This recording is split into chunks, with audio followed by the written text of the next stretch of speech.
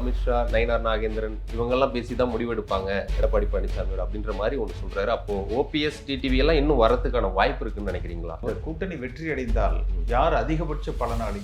எடப்பாடி தான். அப்ப அவருக்கு தான் வெற்றி பெற்று முதலமைச்சராக வேண்டும் என்கிற ஆசை இருந்தால் அதை நோக்கி அவர் பயணிப்பார். அப்போ அவருக்கு நம்பிக்கை இல்லையோ?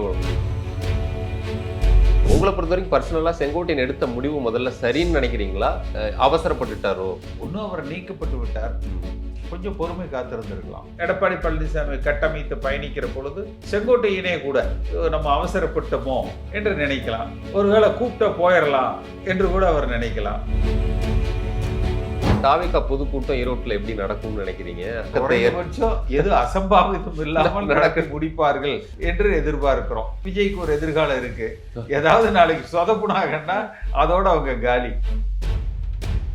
செங்கோட்டையன் அவர்கள் இன்னும் சில சீனியர்கள், முன்னாள் அமைச்சர்கள்லாம் வந்து சேருவாங்க அப்படின்னு சொல்லியிருந்தாரு. கூட்டணி கூட டிசம்பருக்குள்ள எங்க கட்சியை நோக்கி வரும்ன்றது சொல்லி, அப்படி எதுவும் வாய்ப்பு இருக்கா? நான் இன்னும் அதான் அது எல்லாமே எடப்பாடி பழனிசாமி எந்த அளவுக்கு தக்க வைத்துக் கொள்கிறார். இன்னொருவர் ஒரு பொருள் எடுக்கிறாருன்னா நீங்க தவற விட்டா தானே அவர் எடுக்க முடியும். நீங்க தவற விடலைன்னா நீங்க பத்திரப்படுத்தி வைத்துக் கொண்டால் அடுத்தவர்கள் எடுக்க முடியாது. நீங்கள் தவற விட்டதை அடுத்தவர்கள் எடுத்துக்கொள்வார்கள். 15% வரும், 20% வருவாங்க. அதை வந்து விஜய சொல்றாரு, ஆதவர்ஜுனாவே சொல்றாரு. 28% சொல்லி ஆதவர்ஜுனா யாருங்கன்னு கேட்க பெரிய அரசியல். செங்கோட்டையன் சொல்றாருங்கன்னா நம்ம அது ஒரு சப்ஸ்டன்ஸா எடுத்து பேசலாம். ஆதவர்ஜுனாவே சொல்றாருன்னா அவருக்கு எத்தனை லாட்டரி டிக்கெட்ல எந்த நம்பர்ல பரிசு விழுன்னு கேட்டீங்கன்னா அவர் சொல்லுவாரு. ஆனா எடப்பாடி பழனிசாமி டெல்லியை கண்டெல்லாம் அஞ்சுற மாதிரி தெரியலையே. அமித்ஷா என்ன சொன்னாலும், பாஜக டெல்லி என்ன சொன்னாலுமே அவரு தன்னுடைய இதுல வலுவா இருக்கிறார், அப்படி ஒரு தோற்றம். ஏன்னா பொதுக்குழு அவரை தவிர வேற யாராலும் பாரதிய ஜனதா கட்சி இடத்துல இவ்வளவு உறுதியாக நின்று பேச்சுவார்த்தை நடத்த முடியாது. நாங்க என்ன கேள்விப்பட்டோம்னா, அந்த செங்கோட்டையன் தாவேகால சேர்ந்ததுக்கு பிறகு ஓபிஎஸ் தவிர்த்து மற்ற எல்லாரையுமே கொஞ்சம் அரவணைச்சு கொண்டு போயிடலாம் அப்படின்னு எடப்பாடி தரப்பு நினைக்கிறதாகவும், உங்ககிட்ட எல்லாம் கூட பேசினதாகவும் தகவல் வருது. அப்படி வந்து பேசினாங்களா? திரும்ப அப்போ நீங்க எடப்பாடி பேசினாங்க. அப்ப விரைவில் அதிமுக மேடைகள்ல உங்களை பார்க்கலாம். நாங்க தரமே உணவாய் என்றும் Apoorva. Ashwin's Sweets and Snacks. Experience comfort, elegance, and a homely feel in our premium rooms. Perfect for spiritual trips, family stays, or business travel. Pachiyappa Silks, the complete family store. Enjoy full shopping. Kanchipuram, Velur, Thiruvannamalai. Kumudam நேயர்களுக்கு வணக்கம். இன்று நம்மோடு சிறப்பு நேர்காணலுக்கு சிறப்பு விருந்தினராக முன்னாள் நாடாளுமன்ற உறுப்பினர் கே சி பழனிசாமி அவர்கள் நம்மோடு இணைந்துள்ளார். அவர் நிகழ்ச்சிக்கு வரவேற்போம். வணக்கம் சார். வணக்கம். எப்படி சார் இருக்கீங்க? சார், இப்போ எடப்பாடி பழனிசாமி அவர்கள் பொதுக்குழுவெல்லாம் கூட்டி 16 தீர்மானங்கள்லாம் போட்டு அவர் தலைமையில தான் இங்க கூட்டணி, அவர் தான் முதல்வர் வேட்பாளர் அப்படின்றத உறுதியா அவங்க சொன்ன மாதிரி தெரியுது. இருந்தாலும் அண்ணாமலை அவர்கள் மீண்டும் பேசும்போது கூட்டணிக்குள்ள இன்னும் சில சேஞ்சஸ்லாம் இருக்கும் அப்படின்ற மாதிரி பேசுறாரு. இன்னும் அவர் என்ன சொல்றாருன்னா, என்டிஏவோட தலைமை டெல்லி, அவங்க அது குறித்து அமித்ஷா, நயினார் நாகேந்திரன் இவங்கெல்லாம் பேசி தான் முடிவெடுப்பாங்க எடப்பாடி பழனிசாமியோட அப்படின்ற மாதிரி ஒன்று சொல்றாரு. அப்போ ஓபிஎஸ், டிடிவி எல்லாம் இன்னும் வரதுக்கான வாய்ப்பு இருக்குன்னு நினைக்கிறீங்களா இந்த அலையன்ஸ்குள்ள? இதுல அண்ணாமலை இப்ப மாநில தலைவர் இல்ல, நயினார் நாகேந்திரனை மாத்திட்டாங்க. ஆமா. அடுத்து பியூஷ் கோயல் இன்சார்ஜ் போட்டிருக்காங்க. அவர் அடுத்த வாரத்துல சென்னை வருவதாக இப்ப அறிவிப்பு வந்திருக்கு. அடுத்து தமிழ்நாடு குறித்து திரு அமித்ஷா அவர்கள் நேரடியாக திரு எடப்பாடி பழனிசாமியோடு பேசிக்கொண்டிருக்கிறார். அதனால ஒன்றுபட்ட அதிமுக குறைந்தபட்சம் எல்லோரும் என்டிஏவில் ஒருங்கிணைந்தால் ஓரளவுக்கு கடுமையான போட்டியையும் வெற்றி பெறுகிற சாத்தியத்தையும் பெறலாம் என்கிற நிதர்சனத்தை எல்லோரும் உணர்ந்து கொண்டிருக்கிறார்கள். அது குறித்து பேசிக்கொண்டிருக்கிறார்கள். அதை எடப்பாடி பழனிசாமி உணர்ந்திருக்கிறாரா? மற்றவங்க உணர்ந்திருக்காங்க ஒன்றாகணும், அப்பதான் ஓரளவுக்கு டப் கொடுக்க முடியும்ன்றது. இந்த கூட்டணி வெற்றி அடைந்தால் யார் அதிகபட்ச பலனாளி?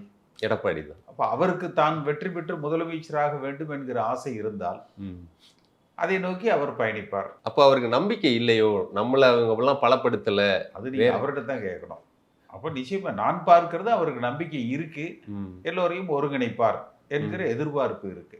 ஆனா அன்றைக்கு பொதுக்குழுல சிவி சண்முகம் எல்லாம் பேசும்போது பார்த்தோம்னா, அந்த பிரிஞ்சு போனவங்க, விலகி போனவங்க, இல்ல இவங்களால நீக்கப்பட்டவங்க எல்லாருமே கட்சிக்குள்ள வரக்கூடாதுன்ற மாதிரியான டோன்ல அவர் பேசினதை வந்து பார்க்க முடிஞ்சது. அதுதான் எடப்பாடி பழனிசாமியினுடைய எண்ண ஓட்டமாகவும். வரக்கூடாதுன்னு ஒன்றும் சொல்லலையா? யாரும் சேர்த்துக்க மாட்டோம், சேர்த்துக்க மாட்டோம்னு சொல்ல, துரோகிகள், புரோக்கர்கள், ஆமா அப்படி கூட இருந்து குளிப்பறிக்கிறவங்க, அந்த கருத்துக்களை சொன்னாங்க.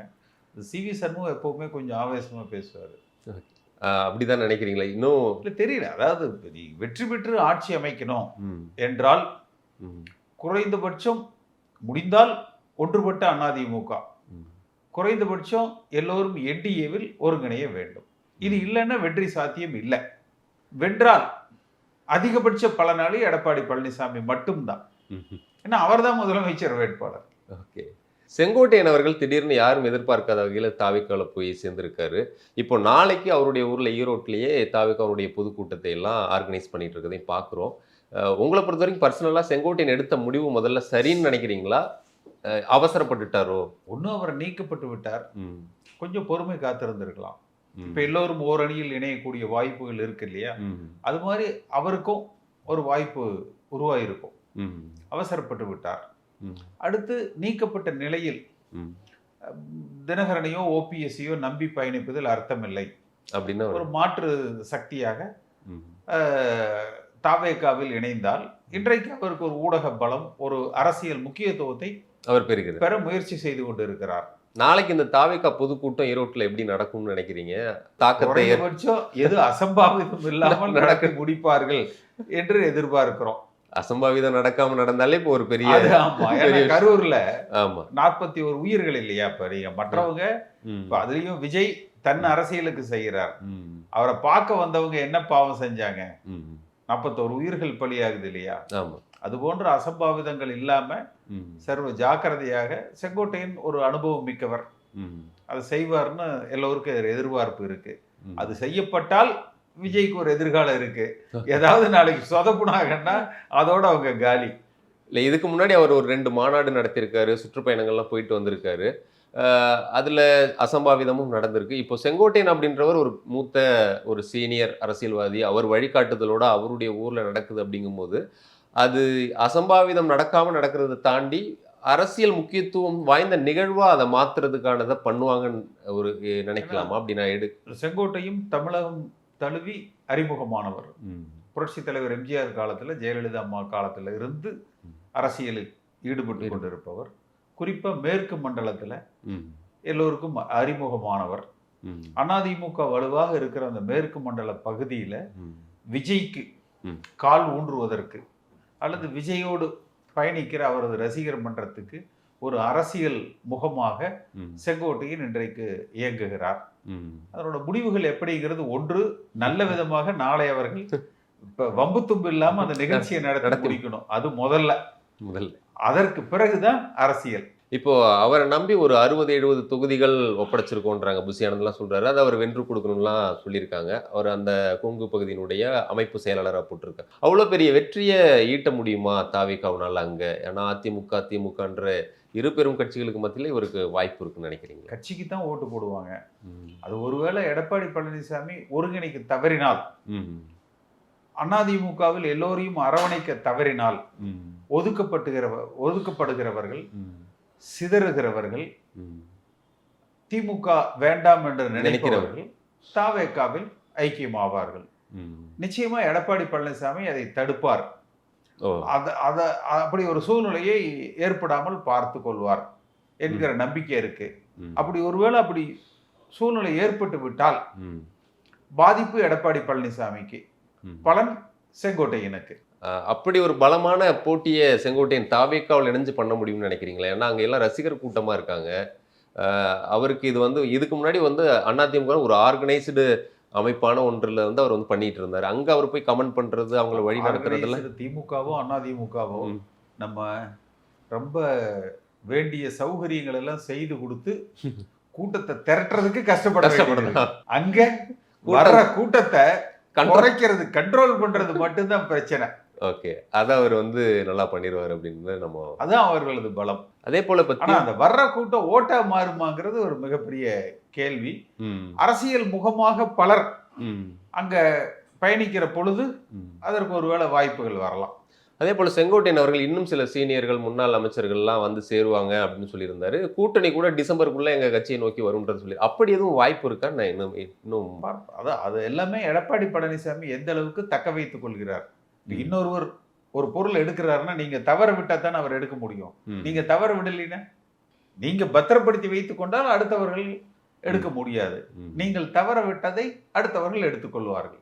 இன்னைக்கு பாமகவில் அன்புமணி தரப்புல வந்து ஜாதிவாரி கணக்கெடுப்புக்காக ஒரு போராட்டத்தை பண்ணிட்டு இருக்காங்க. அவங்க திமுக தவிர்த்து எல்லா கட்சிகளுக்குமே அழைப்பு விடுத்தாங்க. பார்த்தா எடப்பாடி பழனிசாமி அவங்க அதிமுக சென்ற முறை ஆட்சியை இழந்ததே அந்த 10.5 கடைசி நிமிஷத்துல அது ஒரு சாதிய தாக்குதலுக்கு ஆளாக்கப்பட்டுதான்.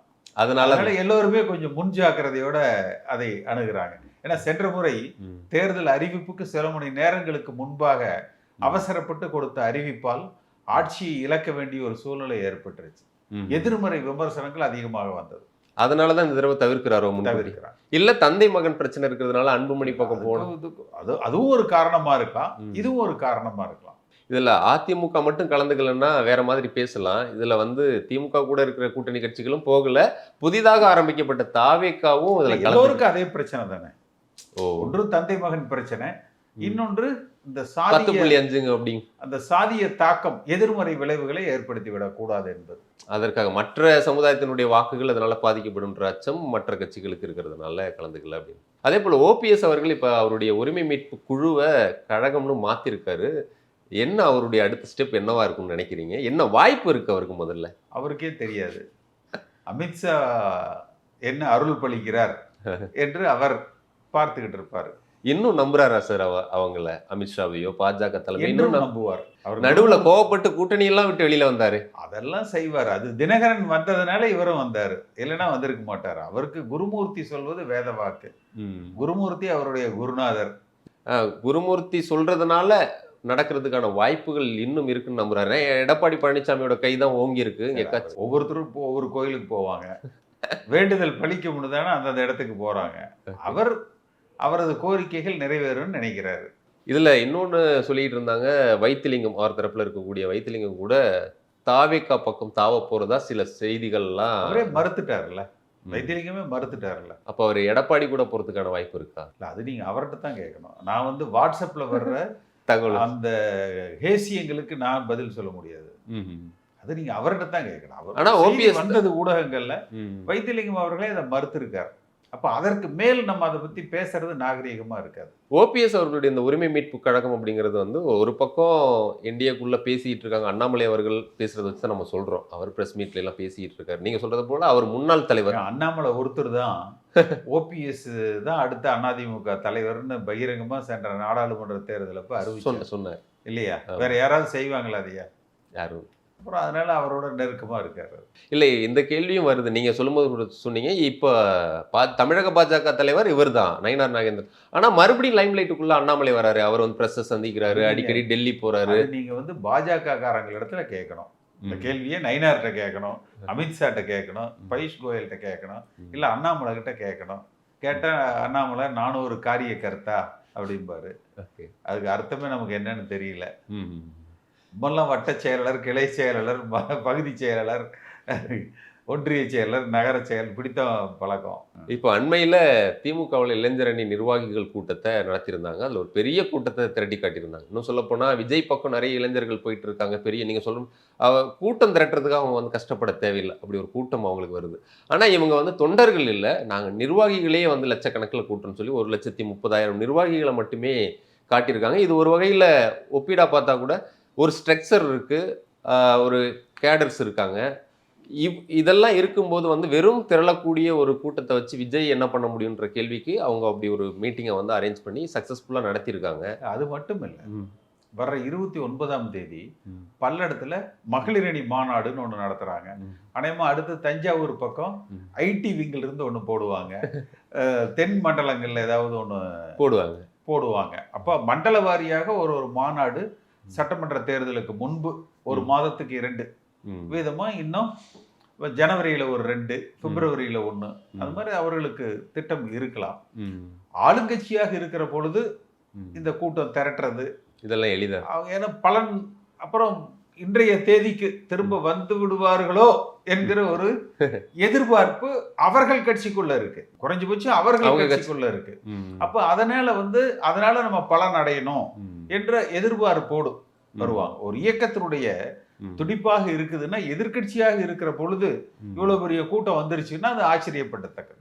ஆனா ஆளுங்கட்சியாக இருக்கிற போது வருவது ஆதாயத்துக்காக வர்றது. நீங்க சொல்றது போல இப்ப எடப்பாடி பழனிசாமி சுற்றுப்பயணம்லாம் போறாரு. அவருக்கு உண்மையிலேயே அந்த அளவுக்கு மக்கள் எழுச்சி இருக்கா? திரள்றாங்க. ஏன்னா நிறைய பேர் கூட்டம் திரண்டாலும் அது காசு கொடுத்து தான் அழைச்சிட்டு வராங்கன்ற விமர்சனம் இயல்பா இருக்கு. நீங்க சொல்ற திமுகவிலேயும் அப்படி இருந்தா கூட 2 பேரையும் கம்பேர் பண்ணும்போது இப்ப இவங்க தேதிக்கு விஜயை தவிர ம். எல்லோருக்கும் காசு கொடுத்தா தான் கூட்டம் வருது. திரட்டுற கூட்டம் தான், திரட்டப்படுகிற கூட்டம் தான். ஆனா எடப்பாடி பழனிசாமி அவர்கள் ஒரு எதிர்க்கட்சியா இப்ப அவருடைய ரோலை கரெக்டா பண்றாருன்னு நினைக்கிறீங்களா? ஏன்னா இப்ப திமுக அடுத்தடுத்து இன்னும் நீங்க கொஞ்சம் நல்லா செஞ்சிருந்தா அண்ணாமலைக்கோ விஜய்க்கோ சீமானுக்கோ ஈவன் திமுகவுக்கோ இந்த இடம் ஸ்பேஸ் கிடைச்சிருக்காது. நம்ம அந்த கட்சியில மனமாச்சரியங்களை ஒரு அறைக்குள் அமர்ந்து பேசி பிரச்சனை வெளியே வராம எல்லோரையும் இழுத்து பிடிச்சு ஒரு ஒரு அன்பால கட்டியை அணைத்து வழி நடத்தி இருந்தா இன்றைக்கு ஏற்பட்டிருக்கிற இந்த வாக்கு சிதறல்கள் ஏற்பட்டிருக்காது. ஈஸியா இந்நேரம் தேதி அறிவிச்சா போதுங்க ஆட்சி அதிமுக என்று எப்படி ஜெயலலிதா அம்மா காலத்துல புரட்சி தலைவர் எம்ஜிஆர் காலத்துல இருந்ததோ அந்த ஒரு இமேஜ் வந்திருக்கும்.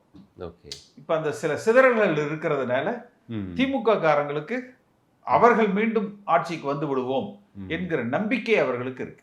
நீங்க அதை எவ்வளவு தைரியமா பேசுறாங்க. அதாவது பொருளாதாரத்துல முன்னேறிட்டோம் தமிழ்நாடுன்னு சொல்லி முதலமைச்சரே பேசுறாரு. மெட்ராஸ் யூனிவர்சிட்டியில பணம் இல்லை, சம்பளம் கொடுக்கறதுக்கு பணம் இல்லை. ஒரு கல்வி பல பல்கலைக்கழகங்கள்ல துணைவேந்தர் இல்லை, சம்பளம் கொடுக்கறதுக்கு பணம் இல்லை, அரசு ஊழியர் பிரச்சனை, ஆசிரியர்களது பிரச்சனை, சட்டம் ஒழுங்கு பிரச்சனை, கஞ்சா மது தாராளமயமாக்கப்பட்டிருக்குது. அதாவது திரு ஸ்டாலின் கூட சென்ற வாரத்துல பேசியிருப்பார், தமிழ்நாடு எல்லாவற்றிலும் முதல் இடத்துல நிக்குதுன்னு. ஆமா, அது உண்மை. கொள்ளையில முதல் இடத்துல நிக்குது, லஞ்ச ஊழல்ல முதல் இடத்துல நிக்குது, மது விற்பனையில, போதைப் பொருள்கள் விற்பனையில முதல் இடத்துல நிக்குது. இப்ப நீங்களாம் இவ்வளவு பட்டியலிடுறீங்க. ஆனா ஒரு சாதாரண மக்கள் கிட்ட இந்த ஆட்சி குறித்து அவ்வளவு அதிருப்தி, ஆன்டி இன்கம்பன்சிவ் அந்த அளவுக்கு இருக்கா? இப்ப நீங்க என்ன பார்த்துருப்பீங்க, 2006 2011 கலைஞர் இருந்த போது அந்த மின்வெட்டு பிரச்சனையும் ஈழ பிரச்சனை 2G இது எல்லாம் பெரிய ஒரு எதிர்ப்பை வந்து சம்பாரிச்சு வச்சிருந்தாங்க. திமுக கண்டிப்பா ஆட்சிக்கு வர முடியாதுன்ற சூழல்.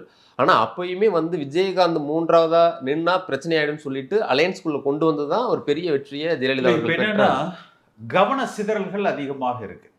கவன சிதறல்கள்னா அதிமுகவில் இபிஎஸ்ஆ ஓபிஎஸ்ஆ தினகரனா விஜயா சீமானா அப்புறம் பல இந்த அந்த உட்கட்சி பிரச்சனைகள். இதுதான் நான் முதல்ல உங்களுக்கு சொன்னேன். எல்லோரையும் ஒருங்கிணைத்து அரவணைத்து பிரச்சனைகள் இருக்கலாம், அந்த பிரச்சனைகள் பூட்டிய அறைக்குள் சாத்திய கதவுகளுக்குள் பேசப்பட்டு வெளியில எல்லோரும் சிரித்த முகமாக ஒருங்கிணைந்து பயணித்தால் இந்நேரம் வெற்றி நம்முடையதே என்கிற ஒரு, அதாவது ஒரு நேரேஷன், ஒரு பர்செப்ஷன் கிரியேட் ஆயிருக்கும். இப்ப அதை வந்து உருவாக்க தவறிட்டாங்க. எடப்பாடி அவர்கள் அந்த அளவுக்கு ஒரு கரிஸ்மாட்டிக் லீடரா வளரல. அதனாலதான் அந்த கூட்டணிகளை அவர்னால வந்து இன்னும் மெகா கூட்டணி அமைப்போன்னு சொன்னாரு கடந்த தேர்தலில் இருந்து. இன்றைய தேதிக்கு விஜயை தவிர வேற ஸ்டாலினும் பெரிய கரிஸ்மாட்டிக் லீடர் கிடையாது. ஆனா குறைந்தபட்சம் அவரு ஸ்ட்ரக்சர் இருக்கு, பார்ட்டி ஸ்ட்ரக்சர் அது அப்படியே மெயின்டைன் பண்றாங்க. இங்க அதுல சில மனமாச்சரியங்கள் இருக்கு. அதுதான் சொன்னேன். எடப்பாடி பழனிசாமிக்கு நீங்க என்ன வீக்னஸ் சொல்றீங்களோ அதே வீக்னஸ் ஸ்டாலினுக்கு இருக்குது. ஸ்டாலினும் ஒன்றும் பெரிய கவர்ச்சி மிகுந்த தலைவர் இல்ல. எடப்பாடி பழனிசாமி கூட குடு குடு குடு நடந்து ஓடுறாரு, அவரு நடக்கிறதுக்கே கஷ்டப்படுறாரு பாவம். அது முதுமையினுடைய இதா இருக்கலாம், பட் அதை நான் குறைச்சி மதிப்பிடல. ஆனா அந்த உட்கட்சி பிரச்சனைகள் அது வந்து பின்னுக்கு இழுக்குது. பொதுவா ஒரு கூட்டணி இந்த கடைசி காலத்துல மாறும்போது வெற்றி வாய்ப்பு இருக்கிற அணியை நோக்கி மாறுவதை பார்ப்போம். 96 தேர்தலில் அப்படி பார்த்தோம். அது குறித்து 2001 ஜெயலலிதா அவர்கள்ட்ட தமிழ் மாநில காங்கிரஸே இங்க வந்து சேர்ந்த காட்சிகளை எல்லாம் பார்த்தோம். அதே போல 2006 ஒரு கடைசி கட்டத்துல விசிகாவும் மதிமுகவும் ஜெயலலிதா பக்கம் வந்து நின்னதும் தெரிஞ்சது. ஆனா இந்த முறை திமுக கூட்டணிக்குள்ள நிறைய பிரச்சனைகள் இருக்கு. அதிக தொகுதி கொடுக்க மாட்டாங்க, காங்கிரஸ் ஒரு பக்கம் விஜய் கூட பேசுகிறாங்க, பிரவீன் சக்கரவர்த்தி அனுப்புகிறாங்க, விசிகாவோ சிபிஎம்மோ அதிக சீட்டுகள் வேணும்லாம் கேட்குறாங்க. இது குரல்லாம் இருக்குது. ஆனால் அதை தாண்டியும் எடப்பாடி பக்கம் போனால் கூடுதலாக சீட்டு கிடைக்குன்றது தெரியும். ஆனாலும் ஏன் வரமாட்டுறாங்க? போனால் அது சீட்டாக கன்வெர்ட் ஆகாது, அதுக்கு இங்கே 8 கொடுத்தா கூட 8 எம்எல்ஏ இருக்குன்ற அந்த நம்பிக்கையில் அவங்க. அதாவது இதுக்கு எல்லாம் காரணம் என்னன்னா அந்த கட்சியை ஒருங்கிணைக்க, கட்சி உட்கட்சிக்குள்ள, அதாவது லீடர்ஷிப் இஷ்யூ அன்செட்டில்டு. அந்த தலைமைக்கான போட்டி எடப்பாடி பழனிசாமி அவர்களுக்கே தன் தலைமையை யாரும் சீண்டி விட முடியாது, அப்புறப்படுத்தி விட முடியாதுங்கிற நம்பிக்கை அவருக்கே இன்னும் வரல. வந்திருந்த எல்லாரையும் ஒருங்கிணைச்சிருவார். அடுத்து இவ்வளவு காலத்துக்கு இதை இன்னும் இழுத்துருக்க கூடாது. இந்நேரத்துக்கு இந்த குறைந்தபட்சம் இந்த மாத கடைசிக்குள் தை முதல் வாரத்தில் ஒருங்கிணைந்த அதிமுக, வலிமையான என்டிஏ கூட்டணி என்கிறதை உருவாக்கி மக்கள் மத்தியில திமுகவுக்கு மாற்று, இந்த முறை திமுக தோற்கடிக்கப்படுகிறது, நாம் அதிமுகவில் எடப்பாடி பழனிசாமி முதலமைச்சர் வேட்பாளராக முன்னிறுத்தி வெற்றி பெற்று ஆட்சி அமைக்க போகிறோம் என்று முதல்ல கட்சிக்காரங்களை நம்ப வைக்கணும். அவர்கள் சுறுசுறுப்பாக பயணிக்கணும். அடுத்து மக்கள் மன்றத்துல ஒரு நம்பிக்கையை ஏற்படுத்தணும். அதுக்கு ஒரு ஐடியாலஜிக்கல் பாலிடிக்ஸ், ஒரு நேரேஷன் செட் பண்ணணும், ஒரு பர்செப்ஷனை கிரியேட் பண்ணணும். அதுல எல்லாம் கொஞ்சம் பின்தங்கி இருக்கிறார். வாக்குகள் இருந்தாலும் கூட அதை ஒரு உருவகப்படுத்தணும். அந்த உருவகம் இன்னும் படுத்தப்படலை. எடப்பாடி அதை எதனால செய்ய தவறு? நம்ம ஆட்சியை பிடிக்காவிட்டாலும் நம்ம கட்சியை பிடிச்சிருக்கோம். அவர்கிட்ட தானே கேட்கணும், எதனால இதை செய்ய தவறிட்டீங்கன்னா அவருக்கு உண்டான விளக்கத்தை சொல்லுவார்ல. இப்போ தாவேக்காவில் பார்த்தோம்னா அவங்க இன்னும் எந்த எலெக்ஷன்லையும் பங்கேற்கல. ஒரு இடைத்தேர்தலாக இருந்தாலும் சரி, நாடாளுமன்ற தேர்தலாக இருந்தாலும் சரி, அவங்க பங்கேற்கல. இந்த தேர்தலாம் வரப்போறாங்க. ஆனால் யூகங்களில் வந்து ஒரு 15% வரும், 20% வருவாங்க. அதை வந்து விஜய சொல்றாரு, ஆதவர்ஜுனாவே சொல்றாரு, 28%லாம் சொல்லி. ஆதவர்ஜுனா யாருங்கன்னு கேட்குறேன். பெரிய அரசியல் செங்கோட்டையன் சொல்றாருங்கன்னா நம்ம அதை ஒரு சப்ஸ்டன்ஸா எடுத்துட்டு பேசலாம். ஆதவர்ஜுனாவே சொல்றாருன்னா அவருக்கு எத்தனை லாட்டரி டிக்கெட்ல எந்த நம்பர்ல பரிசு விழுன்னு கேட்டீங்கன்னா அவர் சொல்லுவாரு. அவரும் பிரசாந்த் கிஷோரோட எல்லாம் பயணிச்சிருக்காரு, திமுகவுக்காக தேர்தல் வியூக அமைப்புல பணியாற்றி அப்படின்னு அவர் சொல்றாரு. பிரசாந்த் கிஷோர் சொல்லியிருக்காரு, அவர் சொல்றாரு. இல்ல அப்படி ஒரு யூகங்கள் இருக்குல்ல, இது நீங்க சொல்லுங்க, இவ்வளவு அனுபவம் இருக்கிறதுனால கேட்கிறேன். உண்மையிலே விஜயனுடைய கட்சி எந்த மாதிரியான ஒரு தாக்கத்தை குறைந்தபட்சம் ஏற்படுத்த முடியும்னு நினைக்கிறீங்க? அது எடப்பாடி பழனிசாமி அவர்கள் செய்கிற தவறுகளை பொறுத்தது. நான் அதுதான் சொன்னேன், நீங்கள் தவற விட்டால் அடுத்தவர்கள் எடுத்துக்கொள்வார்கள், நீங்கள் தவற விடாமல் பாதுகாத்தால் தவற விட்டது கூட தானாக உங்களை தேடி வந்துடும். இதை தாண்டி விஜய் கிட்ட கூட்டணி போறதுக்கான கட்சிகள்னு ஏதாவது இருக்குன்னு உங்களுக்கு தோணுதா? என்கிட்ட எதுவும் கட்சி இல்ல. நீங்க கட்சி வச்சிருக்கவங்கிட்ட கேட்கணும். ஏன்னா இது வரைக்கும் இப்ப காங்கிரஸ்லயும் சொல்லிட்டாங்க, முதல்ல அவங்க கட்சிக்கே இன்னும் ஒரு அமைப்பே இல்லை.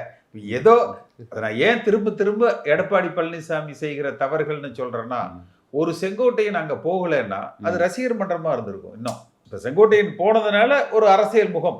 இவர் கட்சி விட்டு நீக்காம என்னென்ன பிரச்சனை வாங்கினே பேசிக்கலாம், இதெல்லாம் உடனே எலெக்ஷனுக்கு அப்புறம் பார்த்துக்கலாம்னு சொல்லியிருந்தா அது அவங்களுக்கு அரசியல் முகம் கிடைத்திருக்காது. இப்போ ஒருவேளை வேகமா எடப்பாடி பழனிசாமி கட்டமைத்து பயணிக்கிற பொழுது செங்கோட்டையனே கூட நம்ம அவசரப்பட்டோமோ என்று நினைக்கலாம். ஒருவேளை கூப்பிட்ட போயிடலாம் என்று கூட அவர் நினைக்கலாம். இதெல்லாம் இவர் எப்படி எடப்பாடி பழனிசாமி முழுக்க தன்னை முதலமைச்சராக்கி கொள்ளுகிற முயற்சியில் எடப்பாடி பழனிசாமி எந்த அளவுக்கு சாதுரியமாக சாமர்த்தியமாக முன் எடுக்கிறார் என்பது பொறுத்து தான் விஜய் வலிமை பெறுவாரா, திமுக தோற்கடிக்கப்படுமா, சீமான் எவ்வளவு வாக்குகள் வாங்குவார், இது எல்லாமே அமைந்திருக்கிறது. இல்ல சீமானுடைய வாக்கு வங்கி தான் இந்த தடவை பெருசா பாதிக்கப்படும் விஜய்னால அப்படின்னு சொல்றாங்க. அவர் மிச்சம் எல்லாம் இவருக்கு போயிடும், விஜய்க்கு போயிடும். மற்ற கட்சிகளுடைய வாக்குகள், ஏன்னா இங்க என்ன கணக்கு சொல்றாங்கன்னா 2016 மக்கள் நல கூட்டணினால தான் ஜெயலலிதா தனிச்சே வெற்றி பெற முடிஞ்சது. இப்போ அதுபோல விஜயும் 3வது அணியா தனிச்சு நிற்கும் போது அது திமுகவை தான் மறுபடியும் ஆட்சி கொண்டு வரதுக்கான வாய்ப்பா இருக்குன்னு சொல்றாங்க. இல்ல அது 2 பக்கமும் சேதாரத்தை ஏற்படுத்துறதுக்கான வாய்ப்பு இருக்கா? இல்ல அது வந்து கொஞ்சம் இப்போ இட்ஸ் டூ ஏர்லி. நான் திருப்பவும் இதே பதில் தான். எடப்பாடி பழனிசாமி செய்கிற தவறுகளில் மட்டுமே விஜயின் அரசியல் எதிர்காலம் இருக்கு. எடப்பாடி பழனிசாமி எந்த இடத்திலும் அதுக்குண்டான லூப் ஹோல்ஸ் வாய்ப்புகள் கொடுக்காமல் முன் எடுத்தால் திமுகவை வீழ்த்துகிற வல்லமை அதிமுக என்கிற மாபெரும் இயக்கத்துக்கு இருக்கு. ஆனா எடப்பாடி பழனிசாமி டெல்லியை கண்டெல்லாம் அஞ்சுற மாதிரி தெரியலையே. அமித்ஷா என்ன சொன்னாலும், பாஜக டெல்லி என்ன சொன்னாலுமே அவர் தன்னுடைய இதுல வலுவா இருக்கிறார், அப்படி ஒரு தோற்றம் வேணா பொதுக்குழு நிச்சயமா அவரை தவிர வேற யாராலும் பாரதிய ஜனதா கட்சி இடத்துல இவ்வளவு உறுதியாக நின்று பேச்சுவார்த்தை நடத்த முடியாது.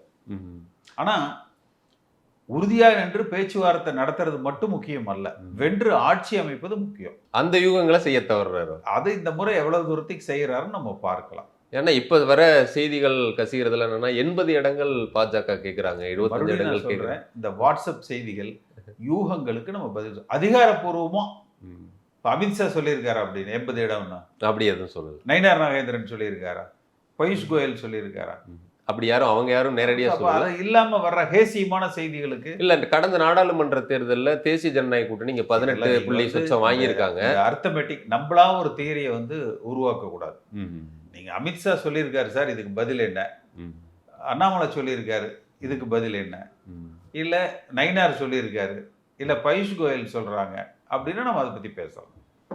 ஒரு ஆதாரபூர்வமற்ற ஒரு செவிவெளி செய்திகளுக்கு நம்ம பெரிய முக்கியத்துவம் கொடுக்கக்கூடாது. இப்போ ஓபிஎஸ் அவர்களுக்கு கண்டிப்பா இங்க வாய்ப்பு இல்லை அப்படின்னா அவர் என்ன சொல்றாரு, இல்ல டிடிவி சொல்றாரு, 2 கட்சிகள் எங்கள்கிட்ட எல்லாம் பேசுறாங்க அப்படி. வாய்ப்பு இல்லை. திமுக தாவேக அந்த மாதிரி கூட்டணிக்கு போற வாய்ப்பு இருக்கு. அதான் வாய்ப்பு, அது நிச்சயமா வாய்ப்பு அவருக்கு இருக்கும் என்று நான் எதிர்பார்க்கிறேன். என்டிஏக்குள்ள ஓபிஎஸ்க்கு வாய்ப்பு இருக்கும். கடைசி ஒருவேளை தேர்தல் நெருங்க கட்சியில சேருவதற்கு வாய்ப்பு இருக்கும், அல்லது தேர்தல் முடிந்தவுடன் கட்சியில சேருவதற்கு கூட வாய்ப்புகள் இருக்கும். சுமூகமா, அதாவது பிரிந்தவர்கள் கூடுற பொழுது பிரிய ஜாஸ்தியா கூட வந்துடலாம் சில நேரத்துல. அப்ப எடப்பாடியும் பன்னீர்செல்வம் இணையறதுக்கான வாய்ப்புகள்லாம் இருக்கு. அதிமுக ஒன்றிணைவதற்கான வாய்ப்புகள் அதிகமா ஏற்படலாம். செங்கோட்டையன் மட்டும் ஏன் சார் இவ்வளவு அவசரப்பட்டார்? ஒரு மாசம் கூட பெருசா அவர் வெயிட் பண்ண மாதிரி தெரியல, டக்குன்னு தாவேக்காவுல போய் இணைச்சு சொல்றேன்ல, இங்க சரியா இருந்தா அது கூட நம்ம அவசரப்பட்டுட்டோமோ.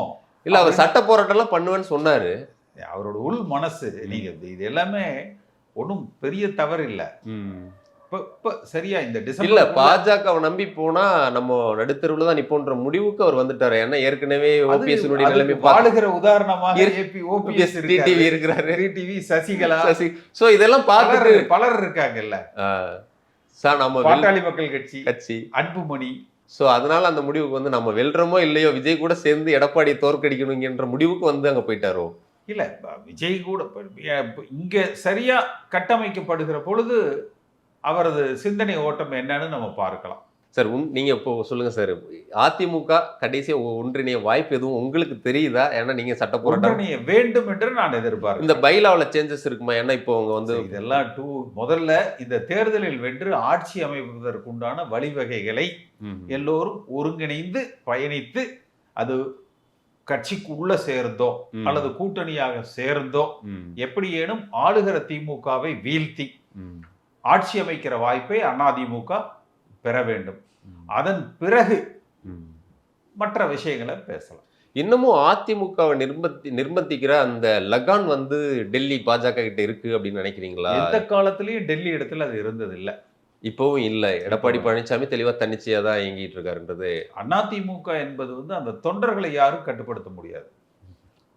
நீங்க ஜெயலலிதா அம்மா காலத்துல இந்துத்துவ கொள்கைகள் திணிக்கப்பட்டது, ஆடு கோழி பலியிடக்கூடாது. அதிமுக தொண்டன் தோற்கடிச்சான். ஸோ அதனால அதிமுக தொண்டர்களை அந்த மாதிரி எல்லாம் யாரும் டேக் இட் அஸ் கிராண்டட்னு எடுத்துக்க முடியாது. வாக்கு வங்கி ஒரு சுயமா சிந்திக்கிற ஒரு வாக்கு வங்கி. நாங்கள் என்ன கேள்விப்பட்டோம்னா, அந்த செங்கோட்டையன் தாவேக்கால் சேர்ந்ததுக்கு பிறகு ஓபிஎஸ்ஸை தவிர்த்து மற்ற எல்லாரையுமே கொஞ்சம் அரவணைச்சு கொண்டு போயிடலாம் அப்படின்னு எடப்பாடி தரப்பு நினைக்கிறதாகவும் உங்ககிட்ட எல்லாம் கூட பேசினதாகவும் தகவல் வருது. அப்படி பேசினாங்களா? திரும்ப அப்போ நீங்க எடப்பாடி தலைமை வாங்க அப்படின்னு எதிர்பார்க்க பேசுவாங்க அப்படின்னு எதிர்பார்க்கலாம். அப்ப விரைவில் அதிமுக மேடைகள்ல உங்களை பார்க்கலாம். நாங்க அது எடப்பாடி பழனிசாமி தான் முடிவு பண்ணணும். அவர் முதலமைச்சர் ஆக வேண்டும் என்று அவர் ஆசைப்பட்டால் நடக்கலாம். அவர் எனக்கு அந்த ஆசையெல்லாம் இல்லைங்க அப்படின்னா எங்களுக்கு அந்த ஆசையெல்லாம் இல்லை. கூடிய சீக்கிரம் நல்ல தகவல்கள் வரும் அப்படின்னு நாங்களும் நம்புறோம். பல்வேறு கேள்விகளுக்கு விடையளிச்சிங்க, மிக்க நன்றி சார். தரமே உணவாய் என்றும் Apoorva. Ashwin's Sweets and Snacks. Experience comfort, elegance, and a homely feel in our premium rooms. Perfect for spiritual trips, family stays, or business travel. Pachiyappa Silks, the complete family store. Enjoy full shopping. Kanchipuram, Velur, Tiruvannaamalai.